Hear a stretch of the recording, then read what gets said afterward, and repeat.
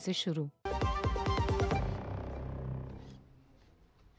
स्वागत। ब्रेक के बाद आप देख रहे हैं डेली न्यूज पर। इस वक्त जैसा ब्रेक पर जाने से पहले बताया, अब बात करेंगे तमिलनाडु की, जहां कुछ ही महीने में, एक दो महीने के अंदर ही चुनाव होने हैं और कांग्रेस और डीएमके के बीच जो गठबंधन है उसमें डीएमके ने बड़ी बात कह दी, दो टूक जवाब दे दिया डीएमके ने। तमिलनाडु में कांग्रेस के साथ गठबंधन पर डीएमके ने दो टूक जवाब दे दिया। एक सवाल के जवाब में दरअसल मुख्यमंत्री स्टालिन ने यह जवाब दिया है। उन्होंने कहा कि डीएमके कांग्रेस के साथ गठबंधन तो करेगी लेकिन पावर शेयर नहीं करेगी, बिल्कुल कतई नहीं करेगी। ये स्टालिन के बयान है, खुद स्टालिन के, मुख्यमंत्री के। दरअसल इस बार कांग्रेस के स्थानीय नेताओं ने यही प्रमुख मांग रखी थी जिसे स्टालिन खारिज कर रहे हैं। कांग्रेस इस बार तमिलनाडु में सत्ता साझेदारी की मांग कर रही थी, लेकिन सत्ता कहां से मिलेगी जब सीटें ही लड़ने के लिए बहुत कम मिलती हैं। 20, 15, 2 दर्जन के आसपास इतनी ही सीटें मिलती हैं, तो उसमें सत्ता कहां से मिलेगी कांग्रेस को। अपने सहयोगी डीएमके के सामने हमेशा कांग्रेस पार्टी तमिलनाडु में झुकती रही है और अब तो ये कई दशक पुरानी बात होगी। अब सवाल यह कि कांग्रेस की आखिर इतनी मजबूरी क्या है।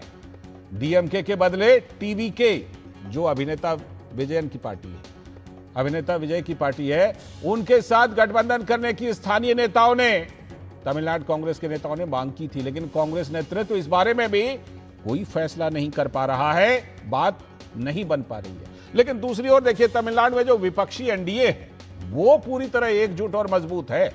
उसमें नई नई पार्टियां आकर जुड़ रहे हैं। और बात तमिलनाडु की नहीं, पश्चिम बंगाल में भी अब टीएमसी ने कांग्रेस को साथ लेने से इनकार कर दिया विधानसभा चुनाव में। लेकिन कोई नई बात नहीं है। अभी जो 2024 में लोकसभा चुनाव हुए थे उसमें भी ममता बनर्जी ने कांग्रेस को दरकिनार कर दिया था। कहा था 2 सीटें देंगे, लेना है तो लो, नहीं तो अकेले लड़ो। और फिर कांग्रेस अकेले लड़ी थी। तो तमिलनाडु की राजनीति में कांग्रेस के लिए क्या संदेश है डीएमके का, इस पर टीकेएस एलांगोवन ने कहा कि 22 फरवरी के बाद से डीएमके को अपने अलायंस पार्टी से सीट शेयरिंग पर बात करनी शुरू करनी चाहिए। यानी वो कह रहे हैं सीट शेयरिंग पर बात करेंगे, पावर शेयरिंग पर नहीं। Yes, and from our leader had said that from 22nd onwards we will start discussion with our parties. That will happen. Every time it is happening. Why, I don't know why Congress is putting pressure. Congress is not putting pressure. Neither the All India AICC president nor the TNCC president is pressurizing. It is somebody who is in the party. They want to show off, I think. तो वहीं पर एक और नेता GR Rabindranath ने कहा कि हमारा फोकस एआईएडीएमके और बीजेपी को, यानी एनडीए को हराने में है। CP have not demanded like that. So our stand is we have to oppose BJP. BJP should be defeated in Tamil Nadu also. We stand firmly for that.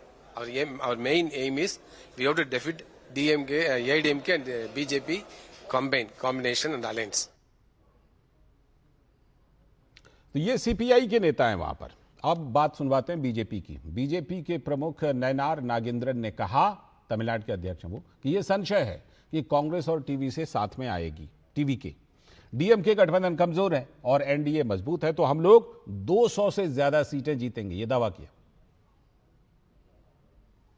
நீங்க எல்லாரும் முன்னாடி கேட்டுட்டே இருப்பீங்க, உங்க கூட்டணி எல்லாரும் வெளியே போயிட்டு இருக்காங்களே, அவங்க கூட்டணி அப்படியே இருக்கு, ஒரு ஸ்ட்ராங்கான கூட்டணி இருக்கு, எப்படி நீங்க 200 இடம் ஜெயிக்க முடியும் அப்படின்னு கேட்டுட்டே இருப்பீங்க. இப்போ நான் சொல்றேன், நாங்க 200 இடத்துல ஜெயிப்போம். தேசிய ஜனநாயக கூட்டணி நிச்சயமாக 200 தொகுதிகளில் நிச்சயமாக தேசிய ஜனநாயக கூட்டணி வெற்றி பெறும். ஆனால் திமுக மதிப்புக்குரிய முதலமைச்சர் சொன்னது மாதிரி அவருடைய கூட்டணியில காங்கிரஸ் நீடிக்குமா அல்லது விஜய் கட்சிக்கு போவாங்களா அப்படிங்கிறது தான் இப்போ உங்களுக்கு கேள்வி। तो डीएमके तो कांग्रेस को दो टूक जवाब दे रही है, लेकिन कांग्रेस के स्थानीय नेता अब इस पर क्या कह रहे हैं, क्या कर रहे हैं। सुरेखा हमारी संवाददाता इस पर जुड़ गई हैं हमारे साथ, तमिलनाडु की राजनीति पर बहुत पैनी नजर रखती हैं। सुरेखा, जरा बताइए, साफ कह दिया इस बार तो बिल्कुल यही मांग थी कांग्रेस के नेताओं की, लोकल लीडर्स की, कि भाई आप सीट शेयरिंग तो करते हैं लेकिन पावर शेयर नहीं करते, कई दशक हो गए, अब जरा पावर भी शेयर कीजिए। लेकिन मुख्यमंत्री कह रहे हैं कि ना, सीट शेयरिंग ही होगी, पावर शेयरिंग नहीं। अब कांग्रेस के जो स्थानीय नेता हैं, लोकल लीडर, उनकी क्या प्रतिक्रिया है?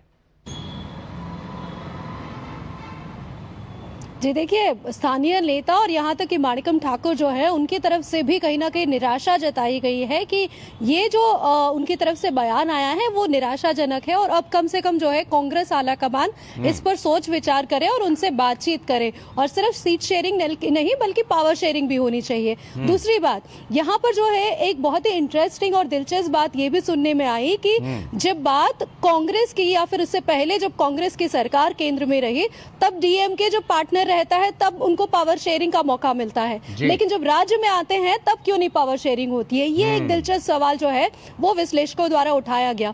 जो वहां के जो दिनकरन जो है वो जो सांसद है डीएमके के, उनकी तरफ से ये कहा गया कि बार बार कांग्रेस और डीएमके के बारे में बात क्यों कर रही है, बीजेपी ये क्यों नहीं बताती कि एआईएडीएमके और बीजेपी के गठबंधन से मुख्यमंत्री कौन बनने वाला है? उनके पास यहाँ तक की सफाई नहीं है, ना ही वो बिल्कुल स्पष्ट रूप से बात कर रहे हैं। जबकि नागेंद्रन जो भाजपा के जो वहां के जो स्थानीय तमिलनाडु के जो प्रदेश अध्यक्ष है, उन्होंने साफ कह दिया कि हमारी तरफ से जो है पळनिस्वामी यानी कि एआईएडीएमके के जो नेता है वही मुख्यमंत्री चेहरा है। तो उनकी तरफ से कह सकते हैं कि साफ कर दिया गया है कि हमारी तरफ से तो ये चेहरा, आप अब अपना बताइए कि आपके खेमे में क्या हो रहा है और आगे क्या करने वाला है। आप खुद साफ नहीं है इस बात को लेकर। सुरेखा, आपने अभी जिक्र किया कि ये देखिए इंटरेस्टिंग बात है कि जब कांग्रेस पावर में आती है तो डीएमके को पावर शेयर करती है और तमिलनाडु में डीएमके कांग्रेस को पावर शेयर नहीं करती रही, अब भी कह रही है कि नहीं करेंगे शेयर। इसका मतलब ये माना जाए कि कांग्रेस बहुत ज्यादा प्रेशर में रहती है और एक तरह से कांग्रेस को डीएमके पूरी तरह से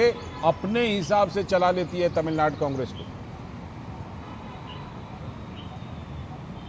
जी हाँ, बिल्कुल। ये देखिए, समझने वाली बात है कि जब बात डीएमके की आती है तो वो बिल्कुल साफ तौर पर जानती है कि वो एक तरीके से कह रहे जाए कि स्थानीय पार्टी है तो जाहिर तौर पर उनका दबदबा ज्यादा है और उनकी तरफ से जो वहाँ के जो लोकल लीडर्स हैं तमिलनाडु की राजनीति में, डीएमके के जो नेता है, उनका ये कहना है कि दिल्ली में जिस तरीके से सरकार चलती है या दिल्ली की राजनीति अलग है, तमिलनाडु की राजनीति अलग है। तमिलनाडु के जो लोग हैं वो कांग्रेस की अगर दिल्ली में सरकार रहती है तो डीएमके के चेहरे को देखना चाहेंगे, लेकिन अगर यहाँ पर राज्य में डीएमके की सरकार है तो वो कांग्रेस के नेताओं को यहाँ पर एक मंत्री के तौर पर देखने के लिए पसंद नहीं करेंगे और प्रचार में अगर ये कहकर उतरेंगे कि डीएमके और कांग्रेस के गठबंधन में जो है सीट शेयरिंग के साथ साथ पावर शेयरिंग होगा तो शायद वोट कम पड़ जाए डीएमके को, और ऐसे में ये गलती वो करना नहीं चाहते हैं और कहीं पर भी एनडीए को जो है वो बिल्कुल मौका नहीं देना चाहते इस बात का, और इसीलिए वो कह रहे हैं कि सीट शेयरिंग हो सकती है, पावर शेयरिंग नहीं होगा, वरना क्या पता कि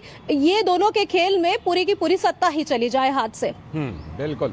और इस बीच में टीवीके पार्टी इस बार जो नई प्लेयर है सुरेखा, उनकी तरफ से कुछ रुख साफ हुआ है क्या कि कांग्रेस वाले उनसे भी बात कर रहे थे लेकिन वहां भी बात नहीं बन पा रही? क्यों नहीं बात बन पा रही?